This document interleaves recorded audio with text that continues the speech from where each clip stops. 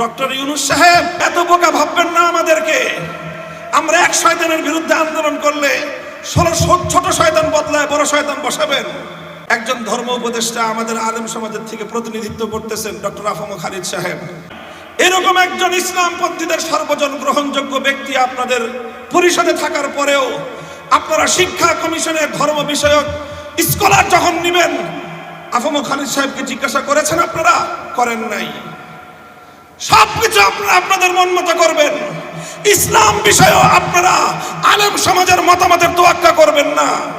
আর এরপরে আমরা গলা ফাটায় চিৎকার করলে বলবেন যে হুজুর এত চিৎকার করে কেন? এরপরে ছোট শয়তানের বিরুদ্ধে আমরা প্রতিবাদ করলে ওই ছোট শয়তান বদলায় বড় শয়তান বসাবেন। এইভাবে যদি চলতে থাকে তারপরে আমরা আর বড় শয়তানের বিরুদ্ধে বলবো না, বড় শয়তানের যারা নিয়োগ দেয় তাদের বিরুদ্ধে আমরা কথা বলা শুরু করব।